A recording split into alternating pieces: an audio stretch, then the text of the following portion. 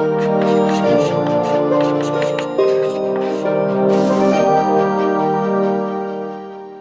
Friends, जैसा हम लोगों ने पिछले वीडियो में बात की थी कि जो मैनेजमेंट है वो एक आर्ट है या फिर एक साइंस है।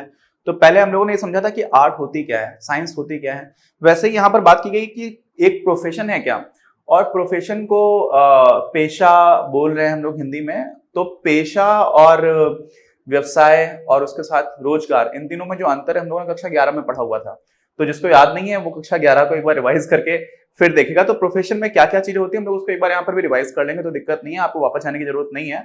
तो प्रबंध में सबसे पहले दो तीन चीजें हैं जो हमें समझना चाहिए कि बैकग्राउंड क्या बन रहा है। बैकग्राउंड ये बन रहा है कि यार पूरी दुनिया में जो कॉर्पोरेट फॉर्म ऑफ गवर्नमेंट है, कंपनीज बहुत तेजी से बढ़ती जा रही हैं। कंपनीज ही लोग चलाना स्टार्ट कर रहे हैं। पहले की तुलना में कंपनीज का जो पूरे विश्व है उसमें प्रभाव भी बढ़ता जा रहा है, नंबर ऑफ कंपनीज भी बढ़ रहा है, और साथ में लोगों के जीवन में जो भी वस्तुएं और सेवाएं प्रयोग की जा रही हैं वो कंपनी की तरफ से ज्यादा दी जा रही हैं, इंडिविजुअल लेवल पर कम होती चली जा रही हैं। ठीक है, तो एक तो ये चीज हो गई।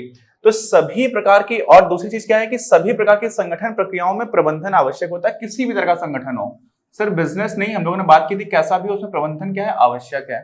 अच्छा, और कोई भी तरह का काम हो रहा होता है ना किसी भी संगठन में, तो हमें कुछ ऐसे लोगों की आवश्यकता होती है जिनके पास कोई योग्यता है और विशिष्ट योग्यता है। ऐसी वैसी योग्यता नहीं है, कैसी हो, विशिष्ट योग्यता हो। विशिष्ट मतलब वो स्पेसिफिक नॉलेज उनके पास होनी चाहिए, उनको उस तरह की कैपेबिलिटी होनी चाहिए, उनको वैसा एक्सपीरियंस होना चाहिए, तभी वो उस तरह का काम कर पाएंगे। ठीक है, तो ये तीन चीजें तो हमारा क्या हो गया, हमारा ये करंट कंटेम्प्रेरी बैकग्राउंड है। कंटेम्प्रेरी मतलब समकालीन पृष्ठभूमि चल रही है, ये सारी चीजें हो रही हैं। अच्छा, तो इनसे हमें यह स्पष्ट हो जाता है यार कि प्रबंध जो है वो बहुत इंपॉर्टेंट होता चला जा रहा है।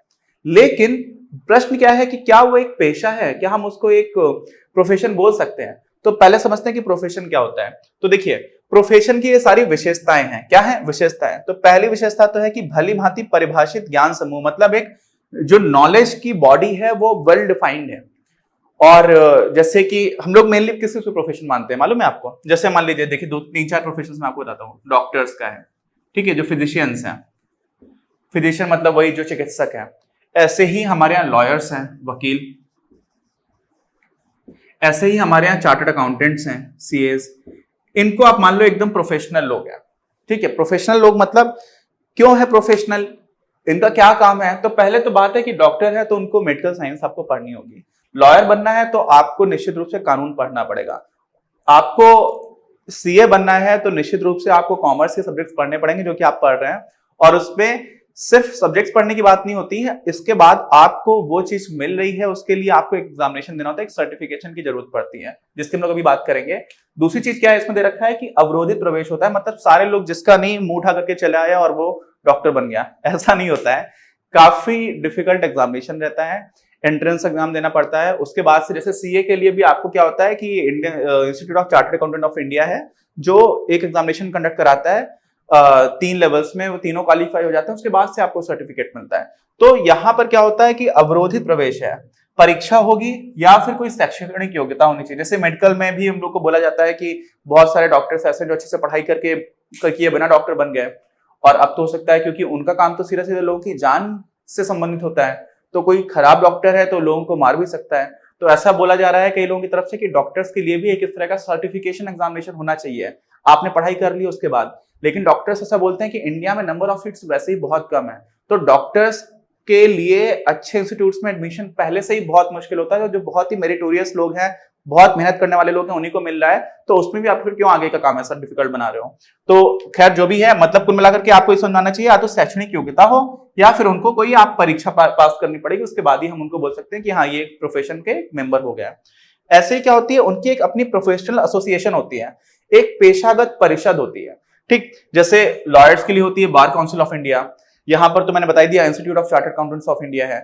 ऐसे अपने डॉक्टर्स को अलग अलग तरह के एसोसिएशन बना करके चलते हैं। इंडियन मेडिकल काउंसिल एसोसिएशन भी है, या Indian medical council of India.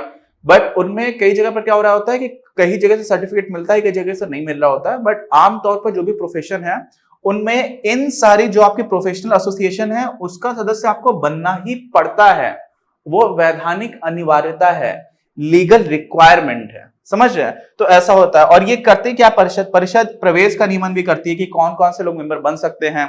Exams conduct कराने का काम भी होता है, जैसे आईसीएआई कराती है, प्रमाण पत्र देती है। आचार संहिता मतलब होता है कोड ऑफ कंडक्ट की लोग किस किस तरह का पालन करेंगे, नियम क्या होंगे, ये सारी चीजें हमारी जो बॉडी होती है प्रोफेशनल वो डिसाइड करती है। कब? जो हम किसी प्रोफेशन की बात कर रहे हैं। तो अभी मैनेजमेंट की बात नहीं कर रहे हैं, हम इन जनरल प्रोफेशन की विशेषताओं को देख रहे हैं, ठीक है। ऐसे ही नैतिक आचार संहिता होती है। जब भी कोई अपना सदस्य बन जाता है किसी भी प्रोफेशनल का, तो उसके बाद से जैसे डॉक्टर्स होते हैं तो हिपोक्रेटिक ओथ लेते हैं। हिपोक्रेटिक ओथ में ऐसे करके हाथ रख लेते हैं, एक हाथ ऐसे उठा लेते हैं, और उसके बाद से अपनी एक शपथ लेते हैं कि मैं अपने जो भी उनके वो क्या बोलते हैं, ग्राहक बोल सकते हैं, ग्राहक तो वैसे नहीं बोलना चाहिए, जो मरीज हैं डॉक्टर्स के लिए, उनका बहुत अच्छे से अपनी पूरी क्षमता के साथ सेवा करने की कोशिश करेंगे, और उनके जो भी हिस्टोरिकली जिन जिन लोगों ने अच्छा काम किया हुआ है मेडिकल साइंसेस में, उन सारे लोगों के काम को आगे बढ़ाने की कोशिश करेंगे। इस तरह की बात होती है। ऐसे ही लॉयर्स का भी रहता है कि हम भी अपने क्लाइंट के प्रति पूरी निष्ठा के साथ, प्रतिबद्धता के साथ काम करेंगे। तो ये सारी चीजें आ जाती हैं। ये इसी को हम लोग सेवा उद्देश्य में भी इंक्लूड कर लेते हैं कि आपका जो प्रोफेशन है उसमें क्या सेवा करने का उद्देश्य है। डॉक्टर का भी सेवा करने का उद्देश्य है, लॉयर का भी, वकील का भी है, और चार्टर्ड अकाउंटेंट्स का भी है। तो वो अपने अपने कार्य क्षेत्र के हिसाब से किस तरह की सेवा होगी, ये सारी चीजें मिलकर के आ जाती है। तो जब ये सारी चीजें होती है तो हम बोल देते हैं उसको कि ये वो प्रोफेशन हो गया। क्या बोल देते हैं? कि प्रोफेशन हो गया। अच्छा, अब ये समझिए कि क्या प्रबंध या मैनेजमेंट प्रोफेशन है? तो मैंने बताया कि बैकग्राउंड तो देखो यार, कि प्रबंध जो है वो ओवरऑल धीरे धीरे इंपॉर्टेंट होता चला जा रहा है। कॉर्पोरेट फॉर्म का महत्व क्या था? कॉर्पोरेट फॉर्म का महत्व ये था कि जब मैं अकेला दुकानदार हूं तो मैंने कुछ नुकसान किया तो फिर मुझे पूरा पैसा देना पड़ेगा, है ना। लिमिटेड लायबिलिटी की कॉन्सेप्ट नहीं होता है वहां पर, कॉर्पोरेट में लिमिटेड लायबिलिटी होती है। साथ में जो यहाँ मैनेजमेंट के दृष्टिकोण से बहुत इंपॉर्टेंट चीज है वो होती है कि ओनरशिप किसी और के पास हो सकती है, मालिक कोई और हो सकता है, लेकिन उसको काम काज उसका देखने वाला, उसका प्रबंधन करने वाले लोग कुछ और ही हो सकते हैं। जितनी भी बड़ी कंपनीज उनमें ऐसा ही होता है नॉर्मली। माइक्रोसॉफ्ट में अभी सत्या नडेला साहब जो हैं, एक भारतीय मूल के अमेरिकी हैं, जो चीफ एग्जीक्यूटिव ऑफिसर है। तो मैनेज करने वाली टीम में सबसे ऊपर वो बैठे हुए हैं, लेकिन वो पूरी तरह से मालिक नहीं कंपनी है। कंपनी के मालिक तो और लोग हैं। हो सकता है उनके पास भी कुछ शेयर्स हो तो थोड़े परसेंटेज के मालिक वो भी हो, लेकिन होता क्या है कि मालिक और जो प्रबंधक लोग होते हैं उनमें अंतर हो जाता है। तो यहां से भी समझ में आ जाता है कि प्रबंधकों में क्यों अंतर हो जा रहा है, क्योंकि यहां पर ये रियलाइज किया जा रहा है कि प्रबंध करना एक स्पेशल तरह का स्किल है, एक स्पेशल तरह की रिक्वायरमेंट है। अगर वो चीज इतनी छोटी होती तो जो मालिक वही कर लेता, अकेले दुकानदार तो वही करता ही है। लेकिन जैसे जैसे कंपनी बड़ी होती आती है ना, कई लोग आते चले जाते हैं और संगठन बन जाता है, और संगठन में प्रबंधन की आवश्यकता और ज्यादा होती है। और प्रबंधन आसान चीज होती तो भी मालिक कर लेते हैं, आसान भी नहीं है और उसकी आवश्यकता भी है। इसलिए नॉर्मली क्या हो जाता है कि मैनेजमेंट को बहुत महत्व मिलने लग जाता है। तो मैनेजमेंट क्या अब एक पेशा है? तुम लोगों ने पेशा की जो भी थी, एक प्रोफेशन की जो खासियत थी उनको देख लिया। तो पहला तो देखो कि भली भांति परिभाषित ज्ञान समूह है वो हमें मैनेजमेंट में भी मिलता है ना। और पूरे विश्व में एक संकाय समझते हैं, मतलब एक स्ट्रीम की तरह विकसित होता जा रहा है प्रबंधन। लोग पढ़ते हैं, काम करते हैं। इंडिया में इंस्टीट्यूट्स हैं, बहुत अच्छे इंस्टीट्यूट्स माने आते हैं। एक है इंडियन स्कूल ऑफ बिजनेस है, वो प्राइवेटली ओन बोल सकते हैं, बाकी गवर्नमेंट के हैं। इंडियन इंस्टीट्यूट्स ऑफ मैनेजमेंट हैं बहुत सारे, एबीसी बोला जाता है। अहमदाबाद, बैंगलोर, कोलकाता इनको अच्छा माना जाता है। फिर लखनऊ है, इंदौर है, कोझिकोड है, उदयपुर में भी है। कई आईआईएम स्कूल गए हैं अभी तो। लेकिन वो करते क्या है, वो मुख्य रूप से आप लोगों को मैनेजमेंट ही सिखा रहे हैं। तो हो क्या रहा है कि कुछ संस्थान सिर्फ प्रबंध की शिक्षा के लिए ही खोले गए हैं। तो यहां पर क्या हो रहा था, यहां पर भी ऐसा हो रहा था कि अगर आपको ये काम करना है तो आपको उसी तरह की शिक्षा मिल रही होगी। यहां पर भी हमें वैसी चीजें दिख रही हैं, है ना। ज्ञान का व्यवस्थित समूह है, यहां पर भी है, उधर भी है। तो ये तो सिमिलैरिटीज हो गई, समानताएं हो गई। ऐसे ही इनकी एक अपनी एक बॉडी भी होती है, ऑल इंडिया मैनेजमेंट एसोसिएशन नाम की, AIMA नाम की एक इनकी प्रोफेशनल बॉडी भी है। यहां पर भी थी। यहां पर कौन कौन सी प्रोफेशनल बॉडीज होती हैं? जैसे लॉयर्स होते तो उनके बार काउंसिल ऑफ इंडिया होती है। अपने जो बाकी को मैंने बता दिया था, ICAI बता रखा था, institute of chartered accountants of India. तो होता क्या है कि इनकी भी अपनी एसोसिएशन है, लेकिन यहां पर इस एसोसिएशन का सदस्य बनना जरूरी नहीं होता, ना ही इसकी वैधानिक अनिवार्यता है। ऐसा नहीं है कि आपको बनना ही पड़ेगा तभी आपको एक मैनेजर माना जाएगा। और ऐसा भी नहीं है कि आप IIM से पढ़कर क्या हो तभी आप एक अच्छे मैनेजर हो, ये भी जरूरी नहीं है।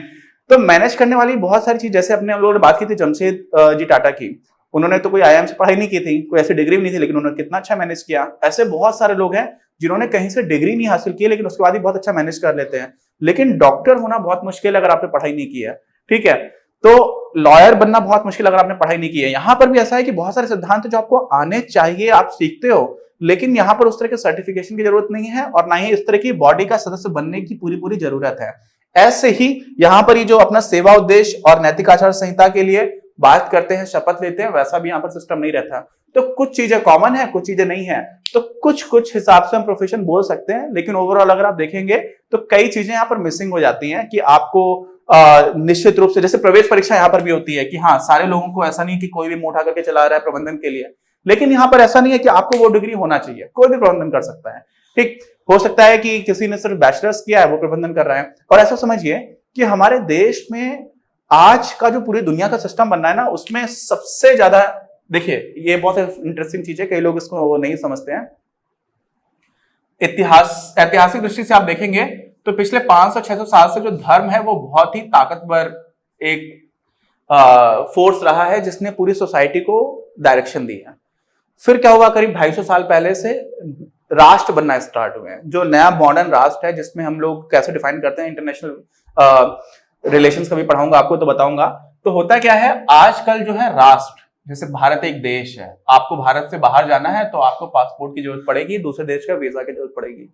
ये बहुत ज्यादा फॉर्मलाइज करते हैं, तो ये बहुत ताकतवर हो गया है। लेकिन अभी क्या हो रहा है, नई चीजें और ज्यादा ताकतवर होती चली आ रही, वो हो रही कंपनी।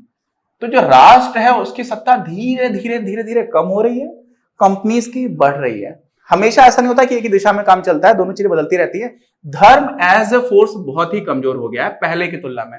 पहले हर चीज में आपको धर्म की बहुत ज्यादा, जो धर्म के अनुसार ठीक है वही चीजें हो रही होती है। अब धर्म को धीरे धीरे हम लोग पीछे छोड़ते जा रहे हैं और राष्ट्र आगे बढ़ता रहा है। लेकिन अभी क्या हो गया, अब कंपनीज आगे आती जा रही हैं, ठीक है। बहुत सारे ऐसे कंपनीज हैं जो बहुत सारे देशों में काम कर रही हैं। तो हो क्या रहा है, इस परिवर्तन के साथ ही आज भी अगर आप देखोगे तो कंपनीज स्ट्रांग हो रही हैं, लेकिन राष्ट्र आज भी बहुत स्ट्रांग है। और हमारे देश में जो भी लोकतंत्र है, वहां पर उस राष्ट्र को मैनेज करने का काम सबसे ज्यादा लोग कौन कर रहे होते हैं, जो भी हमारे मिनिस्टर्स होते हैं। और मंत्रियों के लिए क्या कोई शैक्षणिक योग्यता अनिवार्य है? नहीं है। बहुत सारे ऐसे मंत्री हैं जिनकी शैक्षणिक योग्यता बहुत कम है।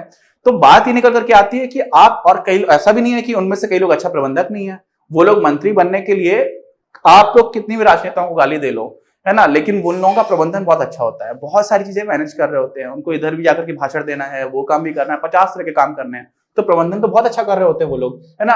तो यहाँ पर भी समझ में आता है कि इस तरह की जो शैक्षणिक योग्यता होना अनिवार्यता नहीं है। तो ऐसे ऐसे हम लोग बोल सकते हैं कि हाँ, कई चीजें हैं जो पेशे वाली नहीं है प्रबंधन में, इसलिए पूरी तरह से पेशा बोलना ठीक नहीं है। तो अब हम लोग इसी चैप्टर को आगे की बात करेंगे। एक छोटा सा एक साइड में अलग तरह का एलिमेंट था, जिसको हमने डिस्कस कर लिया है। और अगर चैनल सब्सक्राइब नहीं किया है तो प्लीज सब्सक्राइब कर लो यार, आप लोगों के लिए काम हो रहा है ना। और बाकी लोगों के साथ शेयर भी करिए, लाइक करिए, और कोई डाउट है तो प्लीज कमेंट बॉक्स में लिख करके बताइए। मिलते हैं हम लोग अपने अगले वीडियो में। इस वीडियो के प्रायोजक हैं आप, और अगर आप ऐसे ही और वीडियोस बनाने में हमारी मदद करना चाहते हैं तो पैट्रियन पर जाकर या फिर स्क्रीन पर दिए गए QR कोड को स्कैन कर अपना योगदान जरूर दें।